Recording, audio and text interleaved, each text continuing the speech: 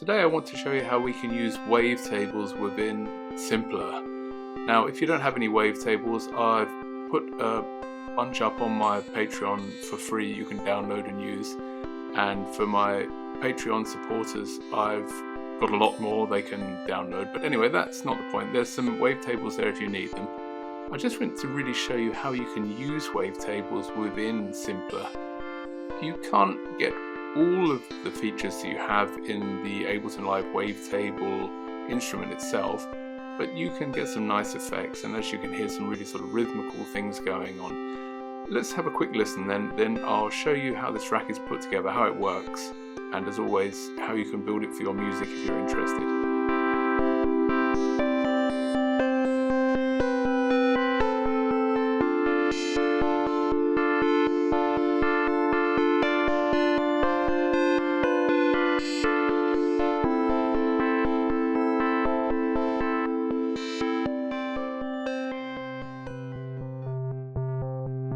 Now this one's a really easy one to set up. We have here an instance of Simpler and an LFO, and it's being controlled here by the rack. In the menu here you have the possibility to add a folder, so I've added this free wavetable folder here, whole selection of wavetables. As I say, you'll need those for this, but let's for a second just concentrate. Oh, we don't need that one, that just opens up that. Let's for a second just concentrate on how the rack works and what's actually going on here. As I say, you need some wavetables in a particular format, and the format I've used is 64 waves, so 64 individual waves, sample rates of 1024, and these are 48 kilohertz, and they're either 32-bit or 8-bit. You can see here I have some that I've got 32 bits and some 8-bit stuff in here as well. So let's say you need the right format, and then once you've got that, it's just a case of setting up a Simpler instrument to accept them. And really that just means, if we look here, setting the correct length. So what do we have going on here? We have the rate here of the LFO, which I can control, how fast we hop through these individual wavetables, or wave elements. As I say, there's 64 of them in here that form the wavetable, and we have the depth here. So if I turn off the depth, we're effectively just playing one of these 64 wave snippets, if you like, that make the wavetable. And using this here, the start, we can move through them and select different tones. It's effectively a sequence of single cycle waveforms, and that remain in pitch. Now, with this start function, if I set this back to 50 again, the center, I can introduce from the LFO here, let's change the timing up a little bit, let's go to quarter notes.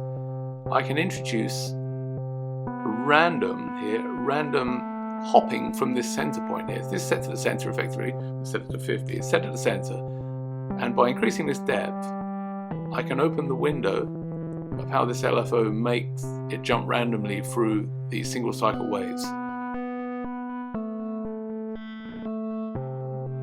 And that's how it works. Now, the one thing that we can't do here with Simpler, which you can do in Ableton Wavetable here, what you can't do here is scroll smoothly through. As an example, if I just drop the rate again, very slow, if I were to change this to a sine, then we'll start to get what's called a Doppler effect,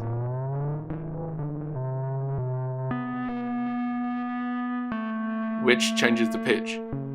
Now you can use this effect if you want.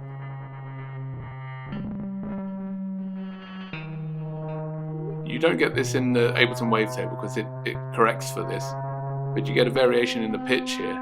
So this is the reason why I just use it on random and as more of a rhythmical effect, or turning off the depth completely and then selecting, let's say, a particular wave shape that you like. Okay, so that's what's going on here. And the key to this is really, as I say, having the right wave and having the right length here, which we'll come to in the build. The rest of it's very easy, or sorry, very simple. We'll set this back again. We have control over the filter.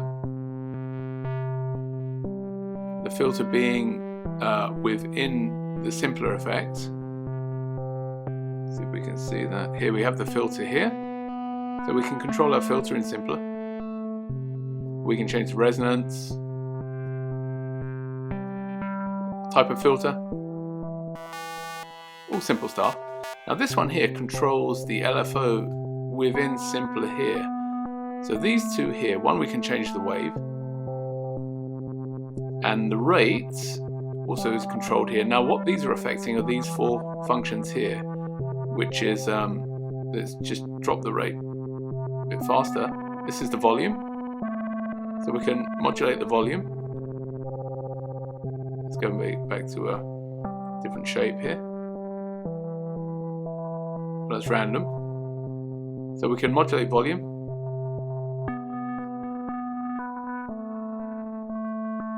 We can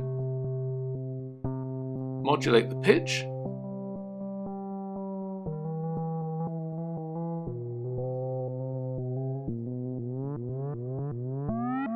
Modulate pitch.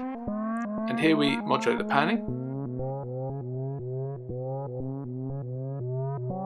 And finally, the filter here, so we can modulate the filter. So some other simple modulation sources. And then we can control our attack, decay, sustain and release here. Make it snappy or more pad-like, however you want. Okay, let's turn this down a little bit. Okay, so that's really it. All quite simple stuff. The key to it, as I say, having the right wavetables and setting this up. There's nothing more to it. Okay, so let's go and have a look then how this is put together.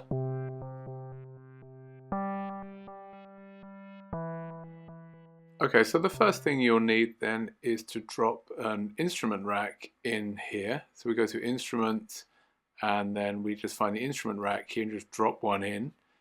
I've kept my original rack here, and we can open it up here to get the macros. Now I've kept my original names. You can just right click and rename them to your name, or choose mine if you like. We'll just open all of these up with this little plus button. We need all 16. The next thing we're going to need is simpler. We can drop that in, and the LFO as well. Just go to our audio effects and just find an LFO here and pop that at the back here between the back of the rack and simpler. Make sure it's in the rack. Okay, then all we have to do is really just go through, do some mapping, or we can actually we'll do some settings on simpler first. We'll go into keep it in classic mode, and then we want to turn off this snap here. We can also change the number of voices here to 8. So I selected 8. You can choose as many as you like here. Now we're going to need a wavetable, so we go to our wavetables here and we'll just drop one in. I don't know, let's take this one here. Just drop that in. Allows us to get to some more options then. We can now click this little arrow here and set this up. So we will need the loop activated here, and we're also going to have to put this value, and this is the really, where are we here, the length here. This is the secret source. We need to put this value in, and I'll put this up on the screen as well. This is 1.563. So it has to have the 1.563. You need to point the 3 at the end there. It'll only show as 1.56, but it actually does take into account of the 3 on the end. So that value we're going to need. Okay, so now it's just really a case of mapping things. So we just click on the map here. We'll start with the start here. We'll take this and map it to S start. This now allows us to move through the wave. Then we will go through and map some other things on Simpler. We'll go with the LFO wave, which is this box at the bottom here. We'll map that. Then we will map the rate, and we'll have to pop out of here again. I had it as quantized rate here. You can keep it in hertz if you like. We'll actually set this one as well. We'll both set them both to quantized rates. So we'll go back into our mapping again, and we've mapped the wave. Now we just need to map the rate here, which we've set. That one there, and then we can go and map the volume to the volume mod, the pan to the pan mod here, the pitch to the pitch, and finally the filter mod here. Now we can map our filter frequency, which is this one here, the resonance, and the filter type here. So those are all mapped. Nothing else to do there. I think we can map now the rate and the depth of the LFO. But before let's do those actually. We can do the rate, and then we can do the depth here. Then we need to map here the LFO to our sample start here. There we go, and now we can see that moving. Okay, so those are all done. We can adjust the rate, or we can reduce the depth actually. That'll stop it moving. And we should simply be able to move through here. Okay, so what else do we have then? We have our attack, decay, sustain and release, which we have here in the amplitude envelope here. We'll map that. The decay, the sustain here, and finally the release, this one here.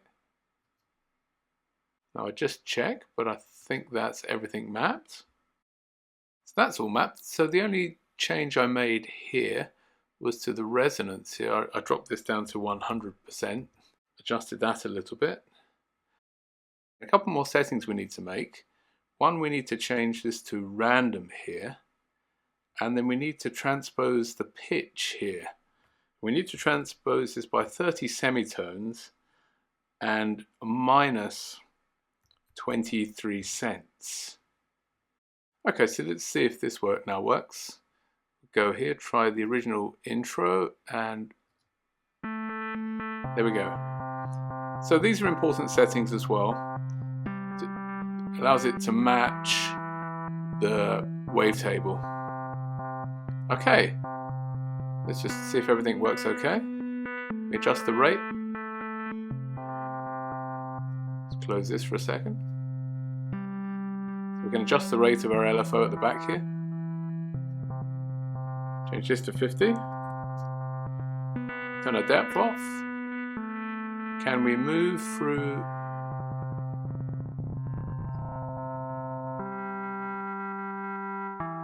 a wavetable? Yes. Let's try a different wavetable here.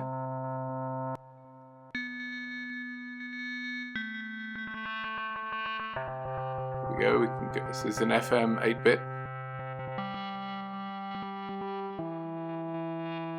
Filter works. Filter type.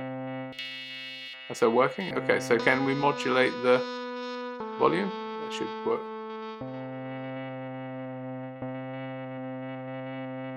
Okay, so everything seems to be working. As I say, I hope this video has been useful. Let's get this moving.